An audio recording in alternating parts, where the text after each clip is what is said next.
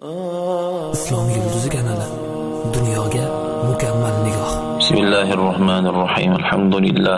Wassalatu wassalamu ala rasulillah. Assalomu alaykum va rahmatullohi va barakatuh. Robbimiz Alloh taologa hamd va sano bo'lsin, payg'ambarimiz alayhissalomga durud va salovatlar bo'lsin. Azizlar, hammamizning xabarimiz bor. Butun olamda, butun dunyoda, shular qator yurtimizda bo'layotgan bu tashvish, koronavirus tashvishi hammamizga ma'lum.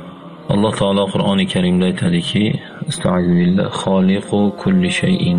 Hamma narsani yaratuvchi manman deb Alloh marhamat qiladi. Ya'ni butun borliqni yaratgan zot, bugungi hammani tashvishga solib turgan bu koronavirusni ham yaratgan zot bu Robbimiz Alloh bo'ladi. Alloh xohlagan ish albatta bo'ladi, xohlamagan ish albatta bo'lmaydi. Alloh xohlagan ishni hech kim to'sa olmaydi. Alloh xohlamagan ishni hech kim bajara olmaydi. Aqidani shunday mustahkam qilib olishimiz kerak bo'ladi. Payg'ambarimiz alayhissalom hadislarida va hayotlarida siz u bizga inson bolasi, qalbida iymoni bor inson hayotda qanday bo'lishligimizni va qanday yashashligimizni ham amaliy ham nazariy ko'rsatib ketdilar.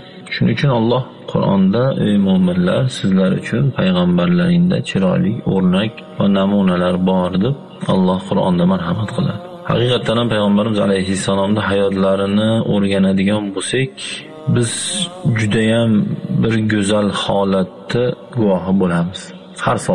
Har sohada deyishim, kiyinishda, tozalikda, muomalada, yurishda, turishda, ovqatlanishda, xullas hayotimizning har bir ishda Rasulullohning hayotlarini o'rganadigan bo'lsak, bir go'zal odob axloqni albatta o'rganamiz. Ya'ni men bu payg'ambarimiz alayhissalomning go'zal odob axloqlarini gapirishimdan murod, mana xuddi shu kunlarda siz bizni boshimizga tushayotgan bu tashvish bizni Rasululloh alayhissalomning odob va axloqlarini yana ham mustahkam, yana ham mahkam o'rganib amal qilishimizga chaqiradi. Alloh taolo Qur'oni Karimda siz bizga xitob qilib aytadiki: "Estağfirullah va anfiqu fi sabilillahi va la tulqu bi aydikum ila at-tahlukati va ahsinu innalloha yuhibbul muhsinin." Ya'ni Alloh siz bizga xitob qilib aytayaptiki, mani yo'limda ihson sadaqat qilinglar. O'zlaring halokatga tashlamanglar va yaxshi, chiroyli, go'zal, ezgulik ishlarni qilinglar. Albatta Alloh yaxshilik qiluvchilarni yaxshi ko'radi deb marhamat qilyapti. O'z aslida shu bitta shu oyatni o'ziga agar siz u biz qalbida iymoni borlar amal qiladigan bo'lsak, shu bitta shu oyatni o'zi bizni shu tashvishdan chiqarib yuboradi. Ya'ni qarangki, Alloh aytayaptiki, Allohning yo'lida infoq, ihson qilinglar. Ya'ni bu birinchi shu oyatdagi birinchi Allohning buyrug'i. Ya'ni bugungi kunda ko'ryapsizlar, xuddi shu ishlarda tashvishni yengillatishlik uchun, oldini olishlik uchun, shu bemorlikka chalinganlarga yordam berishlik uchun fond ochildi. Bugungi kunda Alloh siz u biz shu joyda yashab turgan, shu O'zbekiston vatanida yashab turgan va qo'lida boshqalarga nisbatan 3-4 so'm ko'proq puli bor insonlarga bir sinovki, bu bir imkoniyat desak ham bo'ladi. Ya'ni Allohning yo'lida deganda hech qanaqangi g'arazsiz, hech qanaqangi bir dunyoviy maqsadsiz, xolis qilingan yaxshilik, ihson, moliyaviy ibodatni Xudoning yo'lida bo'lgan ihson deyiladi. Ya'ni bugungi kunda siz u biz shu fondga, shu ochilgan jamg'armaga qo'limizdan kelgan yordamni qilsak, 34 million insonga ihson qilgan bo'lamiz. Tasavvur qiling, 34 million insonga ihson qilinsa, qanaqangi ajr savoblari borligini endi bu tillar ojiz. Alloh taolo oyati davomida aytayaptiki, o'zlaring halokatga tashlamanglar. Men bu oyatda bir oz to'xtalmoqchiman. Ya'ni o'zlaring halokatga tashlamanglar. Bu oyatning tafsirida ulamolar har qanday ko'rinish bilan insonga zarar bo'ladigan har qanday ishdan saqlanishlik vojib degan ekanlar. Ya'ni bugungi kunda Qo'shtirnoq ichidagi fuqarolarimiz, ya'ni Qo'shtirnoq ichidagi deganim, mana Telegram kanalida xabarlaring bor. Telegramda koronavirus degan kanal ochildi. Shunda hozir o'qidim men. Shu bugungi chislo 28-martda adashmasam 10ta kam 2larda, peshindan keyingi 10ta kam 2larda o'qidim shekilli. Bitta viloyatda, endi viloyat nomini aytmay qo'yay, 1046 ta shu karantinda qoidalarni buzganlar ro'yxatga olingan. Bu aniqlangan. Aniqlanmagani qancha ekan? Boshqa viloyatlar, 12 ta viloyatimiz bor bilasizlar. Endi o'rtacha hisobda har bir viloyatda 1000 tadanimiz shu narsaga, karantinga o'zini ehtiyot qilish va shu bilan birga o'zgalarni ehtiyot qilish degani karantin degani. Shunga amal qilmaydigan bo'lsak, bir kunda 12 ming, 15 ming fuqaroyimiz bunga amal qilmayotgan bo'ladi. Bular kimlar bular? Ya'ni Alloh taoloni gapiga kirmaydigan, Allohning buyrug'iga bo'ysunmaydigan juda gunohkor, juda katta gunohkor bandalar degan. Ya'ni Alloh Qur'oni Karimda siz u bizga o'zing halokatga tashama deb tursa-yu, biz o'zimiz ko'rib turib, yonib turgan o'tga urgandek bo'lyapmiz. Ya'ni Alloh Qur'onda boshqa bir oyatda o'z rahbarlariga itoat qilinglar degan oyati ham bor. Ya'ni Allohning buyrug'i ham bor. Ya'ni bugungi kunda shu tashvishda, shu virus masalasida biz kimga quloq solishimiz kerak? Shariatimiz har sohada o'z mutaxassisiga quloq solishni buyuradi. Masalan, boshida, ko'zida davleniyasi bor odam nima qiladi? Namozda sajda, ruku qiladimi, qilmaydimi desa, uni doktor biladi deydi. Ya'ni doktor, tabib sizga egilish mumkin emas. Egilsangiz, davleniyangiz bor sizni. Mumkin emas, shariat xo'p bo'ladi deydi. Namozdagi ruku sajdalarda ishora bilan, ya'ni o'tirib ozgina ishora qilib, ya'ni ishora degani ozgina egilib namoz o'qishni buyuradi. Endi tasavvur qilaylik azizlar. Alloh Qur'onda ruku qil, sajda qil degan, ya'ni namozda ruku, sajda farz amal hisoblanadi.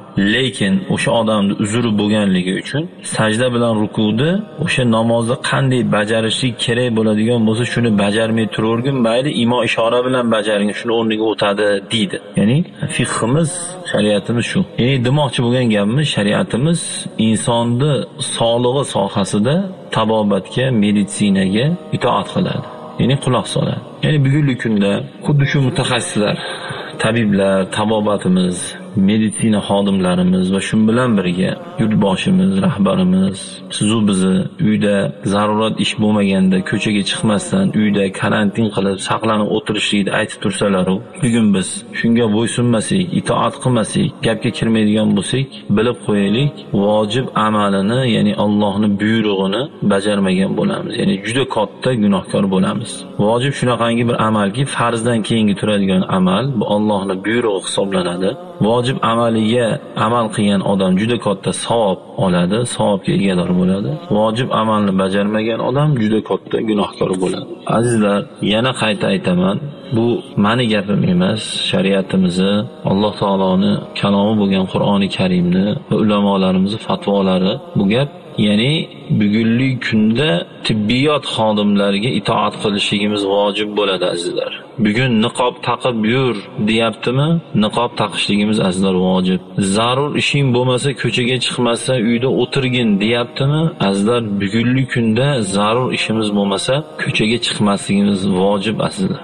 Nimaga? Chunki siz o'zingizni o'ylamassiz, lekin azizlar o'zingizni o'ylamassiz ham, lekin boshqalarni biz o'ylashligimiz kerak bo'ladi. Payg'ambarimiz alayhissalom aytdilar, hadis muboraklarida, mo'min odam shunday bo'ladiki, o'ziga ham, birovlarga ham zarar yetkazmaydi. Ya'ni shu karantin masalasiga to'laqonlik itoat qilmasligimizda o'zimizga ham, birovlarga ham zarar yetkazishligimiz xavfi bor. Shuning uchun azizlar, endi albatta biz bir fuqaro sifatida fikr bildirganligimiz uchun iltimos deymiz, lekin shariatimiz buyrug'i va hukumatimiz buyrug'i, ya'ni shariat tomonidan sizga va menga va shuni eshitayotgan odamga buyruq bo'ladi. Shariat tomonidan, hukumatimiz tomonidan buyruq bo'ladi. Biz tomonidan taklif va iltimos bo'ladiki, shu karantin masalasiga to'laqonlik amal qilaylik va bu ishlarda faqat karantinga amal qilishlik bilan birga kelinglar shu narsaga o'z hissamizni qo'shaylik. Ya'ni qandoq? Shu bugungi bo'layotgan, yurtimizda bo'layotgan bu tashvishni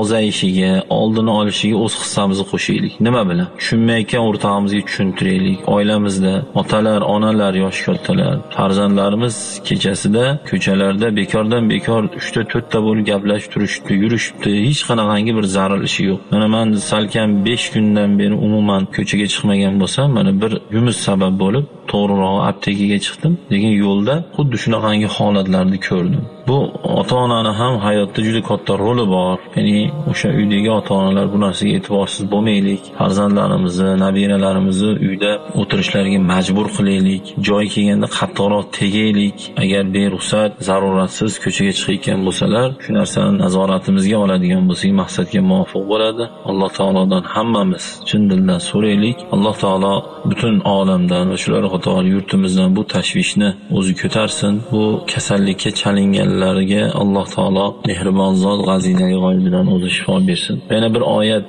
Alloh qalbimga soldi. So'zimni oxirida aytib qo'yaman. Alloh taolo Qur'onda bizga hamma narsani o'rgatdi. Ya'ni xuddi shu tashvishlardan bitta bu tashvish emas, inson hayotida qanaqangi bir muammo tashvishlarga yo'liqqan bo'lsa, shuni yechimini Alloh yana bir oyatda aytadi. Astagfirullah va man yattaqillah yaj'al lahu makhraja. Kim agar menga taqvo qilsa, deydi, men unga shu tashvishidan, shu mushkulidan, shu qiyinchiligidan, shu muammosidan chiqib ketadigan yo'lni men ko'rsatib qo'yaman, deydi. Shuning uchun hammamiz doim Allohga o'z ibodat qilganmiz, tavbalar qilganmiz, istig'for, tasbihlarni ko'p aytib kelganmiz shungacha, lekin shu kunlarda azizlar yana ham ko'proq ibodat, duolar, zikrlar, Qur'on tilovatlar, shularga jiddiy e'tibor beradigan bo'lsak, inshaalloh tez kunlarda bu tashvishdan qutulamiz. Alloh taolo bu tashvishni ham birinchisi ham oxirgisi qilgan bo'lsin. Hech kimni oilasida bunaqangi kasalliklar bo'lmasin ilohim. Islom yulduzi kanali dunyoga mukammal nigoh. Yana duo qilaylik, xalqimiz shunday bir qiyinchilik kunida, boshiga bir tashvish tushib turgan paytda xalqimizni sog'lig'ini o'ylab, tinchligini o'ylab xizmat qilayotganlar bor. Birinchi o'rinda tibbiyot xodimlari, ichki ishlar, harbiy xodimlar, milliy gvardiyamiz, davlatimiz xavfsizligini nazorat qiluvchi xodimlar va barcha kimiki xizmat qilayotganlar bo'lsa, hammalaridan Alloh o'zi rozi bo'lsin. Alloh o'zi hifzi himoyasida asrasin, xonadonlarni obod qilsin, qalblaridagi yaxshi niyatlariga ziyodasi bilan o'zi yetkazsin. Va shu xizmatlari davomida har xil yomonlik, kasalliklardan, ofatlardan Alloh taolo o'z panohida asrasin. Assalomu alaykum va rahmatullohi va barakatuh.